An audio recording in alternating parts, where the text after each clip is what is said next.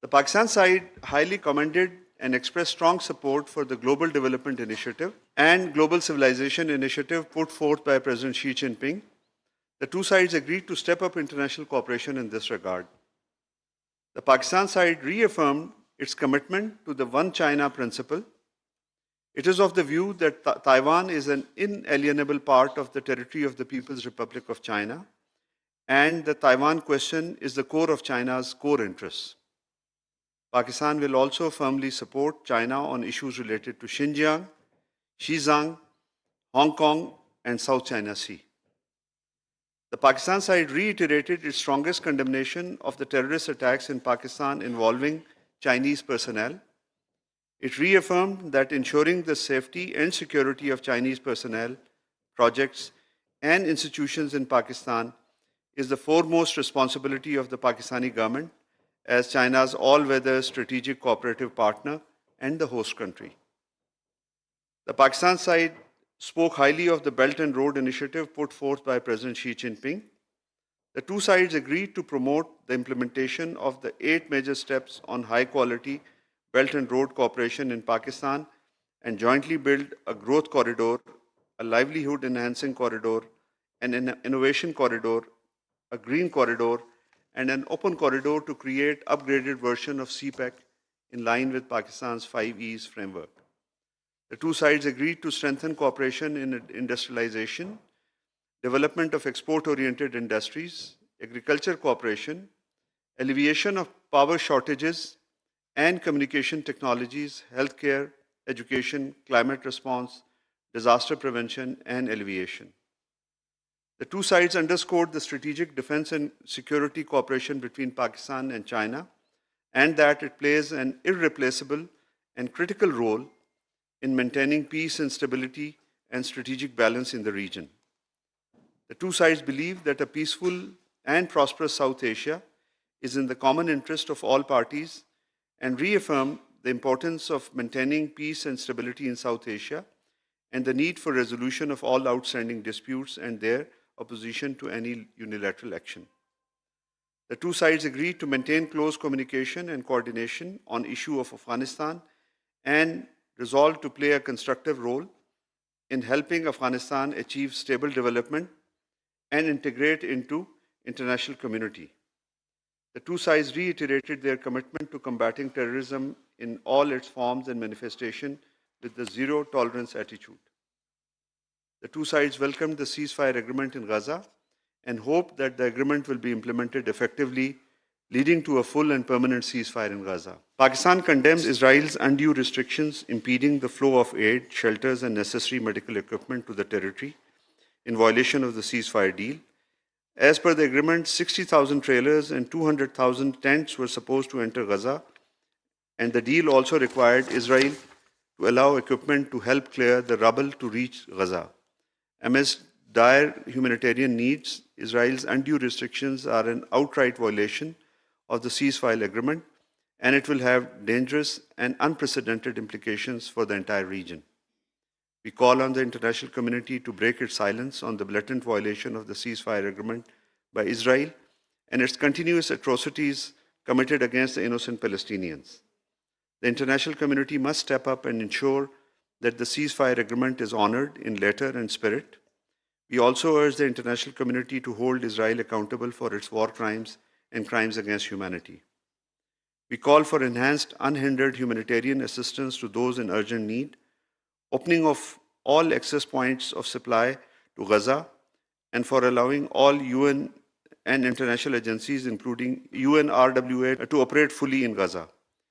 We also reaffirm our unconditional support for the right to self-determination of the Palestinian people and for the creation of Palestinian state with Al-Quds al-Sharif as its capital.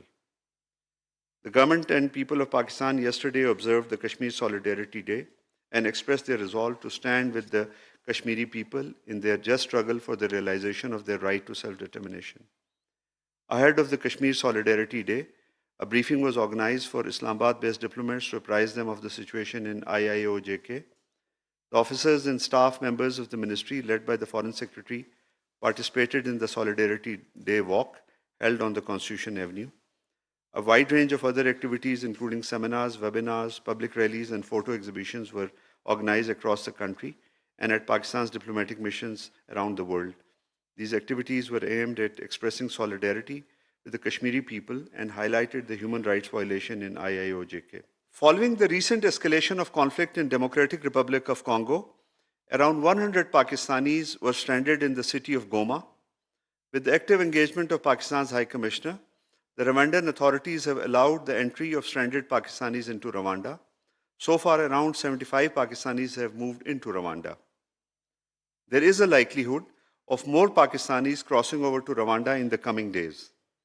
The High Commission staff is in contact with every individual who has asked for assistance and help. Furthermore, the High Commission is also reaching out to Pakistanis in the border city of Bukavu. Details of our High Commission have already been shared in our last week's press release for any affected Pakistani requiring assistance from the mission.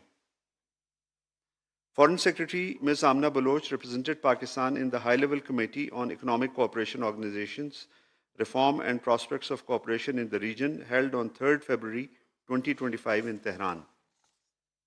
At the High-Level Committee, the Foreign Secretary highlighted the need for comprehensive reforms in ECO, particularly in the areas of finance and budget, efficiency of secretariat, and recruitment policy. The Foreign Secretary further reaffirmed Pakistan's commitment to regional connectivity and trade and highlighted the importance of ECO Vision 2025 in terms of increasing intra-regional trade and regional connectivity. She expressed hope that collective and coordinated efforts of ECO member states would lead to realization of true potential of ECO in the region. During the visit, the Foreign Secretary also called on Iran's Foreign Minister, Sayyid Abbas Araghchi. Both sides discussed global and regional matters of mutual interest and reaffirmed resolve to further strengthen mutually beneficial partnership and bilateral ties. The fifth round of bilateral political consultations between Pakistan and Serbia was held on 31st January 2025 in Islamabad. Additional Secretary Europe led Pakistan delegation, while State Secretary of the Ministry of Foreign Affairs of the Republic of Serbia, Damjan Jovic, led the Serbian delegation. Pakistan and Uzbekistan held the third round of bilateral political consultations in Tashkent on 5th February 2025. The Pakistan delegation was led by Additional Foreign Secretary Sayyid Ali Asad Gilani, while the Uzbek delegation was led by Mr. Aloyev Bakhromjan, First Deputy Foreign Minister of Uzbekistan. The two sides reviewed bilateral cooperation across a range of areas, including political and interparliamentary relations, as well as collaboration in the sectors of economy, energy, trade, investment, education, culture, information technology, and tourism. They also discussed latest regional and international developments. At the invitation of Government of Pakistan, the Director General of the International Atomic Energy Agency, Mr. Rafael Mariano Grossi, will undertake an official visit to Pakistan next week. During the visit, the DGIAEA will call on the Prime Minister and the Deputy Prime Minister, Foreign Minister. He will also participate in seminars at Pakistan Nuclear Regulatory Authority and the National University of Sciences and Technology. He would also visit in Mole Hospital in Lahore and Chashma Nuclear Power Generating Stations.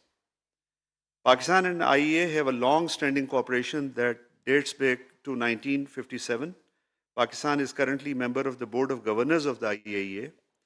The visit reaffirms Pakistan's deepening partnership with IAEA on the peaceful uses of nuclear technology aimed at fostering socio-economic development of the country. We extend our deepest condolences at the passing away of His Highness Prince Karim Al Hussaini Agha Khan IV, the 49th Imam of the Ismaili community. A spiritual leader, statesman, visionary, and philanthropist, His Highness combined many roles and stood out as a unifying figure in our fragmented world. We cherish His Highness Prince Karim Agha Khan's special attachment with Pakistan and recall his unforgettable role for the development of its people. We respectfully remember the contributions of his grandfather, His Highness Sultan Muhammad Shah Agha Khan, to the independence movement and creation of Pakistan, and also of his father, His Highness Prince Ali Khan, for his service as Pakistan's ambassador and permanent representative to the United Nations in New York. The people of Pakistan extend heartfelt condolences to his family and the Ismaili community all over the world in this hour of sorrow and grief. I think. खारिजा शफकत अली खान की हफ्तावार press briefing जारी थी। उन्होंने कहा कि पाकिस्तान गजा में मुस्तकिल जंगबंदी का ख्वाहा है। न्यूज़ स्टूडियो से फिल वक्त इतना ही। मज़ीद बाखबर रहने के लिए देखते रहिए सुनो न्यूज़ यकीन के साथ।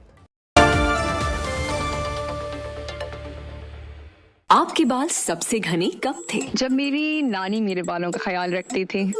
जब हेयर फॉल नहीं था। हेयर फॉल है डैमेज की निशानी।